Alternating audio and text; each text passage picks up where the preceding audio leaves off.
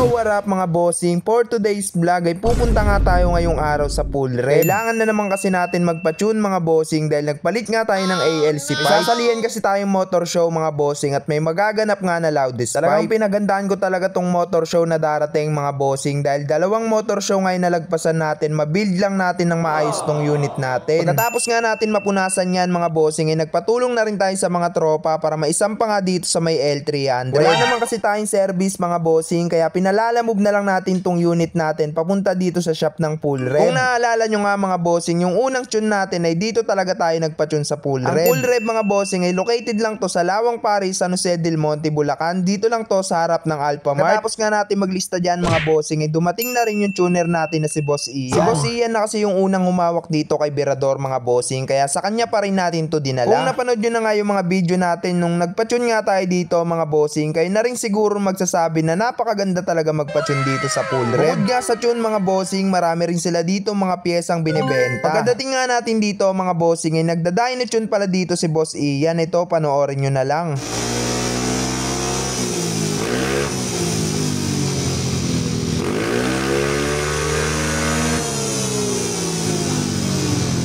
Buti na nga lang maaga tayo nakarating dito mga bossing dahil nung natapos nga tayo magpa-tune dito ay sobrang haba na nga ng pila. May mga dumating kasing Raider FI mga bossing para makapagpa-tune din sila ng NKECU nila. Ito pa nga mga bossing, may isa pa nga tayong problema dahil hindi nga umaandar dito si Virador. Sabi nga dito ni Boss Ian mga bossing ay kailangan natin magpalit ng battery dahil sobrang hina na ng battery natin. Pagkatapos namin makapagpalit ng battery mga bossing ay dumiretso na nga kami dito sa taas para may pwesto na nga tong unit natin na si Virador na FI. Habang pinipwesto nga yan mga bossing ay tumambay na muna tayo dito dahil inaantay pa nga natin dito si Boss Ian dahil nag-break time nga ng mga oras na to. Ito nga yung mga dumating na Raider FI mga bossing na magpapatune nga ng NKECU. Kung taga North Caloocan ka mga bossing o taga Bulacan ka lang ay pwede ka nang rumekta dito sa Full Red. Solid naman kasi dito mag-tune mga bossing lalo na kung NKECU yung gamit mo. Ipaparinig ko pala sa inyo yung lumang tune ni Virador na FI mga bossing at ito nga yun.